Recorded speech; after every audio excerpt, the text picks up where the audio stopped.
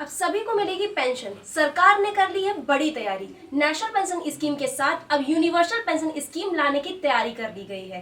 तो इस नई पेंशन स्कीम को लाने के पीछे मकसद क्या है? अभी किन पेंशन योजनाओं का मिलता है लाभ? सरकार क्या और कैसे देगी योगदान? क्या एनपीएस को रिप्लेस करेगी यूपीएस? किन किन देशों में यूनिवर्सल पेंशन स्कीम है पहले से लागू? इन सभी सवालों के जवाब आज मैं आपको इस वीडियो में देने जा रही हूँ, तो वीडियो अंत तक जरूर देखिएगा।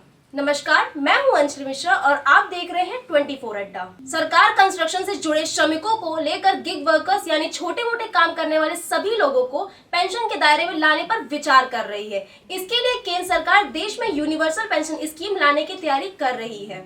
इसके आने के बाद सभी लोग पेंशन के दायरे में आ जाएंगे जो अब तक इसका लाभ नहीं ले पाए हैं। जी हाँ, नई यूनिवर्सल पेंशन योजना लाने के पीछे सरकार की मंशा असंगठित क्षेत्र में शामिल कंस्ट्रक्शन सेक्टर में काम करने वाले श्रमिक और गिग वर्कर्स को पेंशन के दायरे में लाना है। रिपोर्ट्स के मुताबिक इसके प्रपोजल डॉक्यूमेंट को तैयार करने का काम शुरू हो चुका है। इस नई स्कीम में सरकार अलग अलग तरीके से कई योजनाओं को शामिल करते हुए एक यूनिवर्सल पेंशन स्कीम ला सकती है। सबसे बड़ी बात यह है कि यूनिवर्सल पेंशन स्कीम लाने के पीछे सरकार का मकसद क्या है।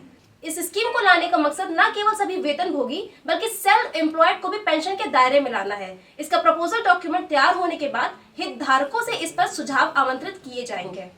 फिलहाल की बात करें तो असंगठित क्षेत्र को पेंशन सुविधा का लाभ मुहैया कराने के लिए सरकार की ओर से तमाम पेंशन स्कीम संचालित की जा रही हैं। इसमें अटल पेंशन योजना एपीवाई स्कीम शामिल है, जिसमें निवेश करने वाले व्यक्ति को 60 वर्ष होने के बाद गारंटेड पेंशन का लाभ मिलता है। इसके अलावा प्रधानमंत्री श्रम योगी मानधन यानी पीएमएसवाईएम स्कीम संचालित हो रही है, जिसे खास तौर पर रेहड़ी पटरी वालों के साथ साथ घरेलू स्टाफ को लाभ पहुंचाने का उद्देश्य से शुरू किया गया था। इसमें भी 60 साल होने पर नियमित आय की गारंटी मिलती है। अब सबसे बड़ा सवाल ये है कि क्या यूनिवर्सल पेंशन स्कीम में सरकार का कोई कंट्रीब्यूशन शामिल होगा या नहीं। तो बता दें कि फिलहाल इसकी प्रक्रिया प्रारंभिक चरण में है और इससे जुड़ी ज्यादा डिटेल्स आने में भी समय लगेगा। रिपोर्ट के मुताबिक यूपीएस एक स्वैच्छिक पेंशन स्कीम होगी और सरकार इसमें अपनी तरफ से कोई कंट्रीब्यूशन नहीं करेगी। मौजूदा समय में कर्मचारी भविष्य निधि संगठन यानी ईपीएफओ के तहत संचालित योजनाओं में कर्मचारी और नियुक्तकर्ता दोनों योगदान देते हैं। सरकार द्वारा तैयार की जा रही यूनिवर्सल पेंशन स्कीम की चर्चाओं के बीच ये सवाल उठने लगे हैं कि क्या ये न्यू पेंशन स्कीम एनपीएस की जगह ले लेगी। तो बता दें कि इस नई पेंशन स्कीम का वर्तमान में लागू नेशनल पेंशन स्कीम पर कोई असर नहीं पड़ेगा और न ही इसका उसमें मर्जर होगा। अमेरिका, कनाडा, चीन और अधिकांश यूरोपीय देशों सहित कई विकसित देशों में पहले से ही संचालित सामाजिक सुरक्षा प्रणाली मौजूद है, जो पेंशन, हेल्थ सर्विस और बेरोजगारी से जुड़े बेनिफिट्स को कवर करती है।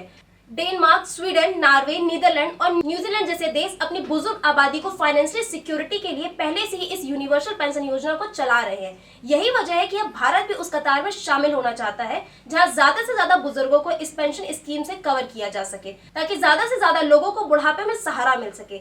ऐसे में यह यूनिवर्सल पेंशन स्कीम एक बेहतर विकल्प हो सकता है। इस बारे में आपकी क्या राय है, कमेंट कीजिए। मिलते हैं अगले वीडियो में। देखते रहिए 24 अड्डा।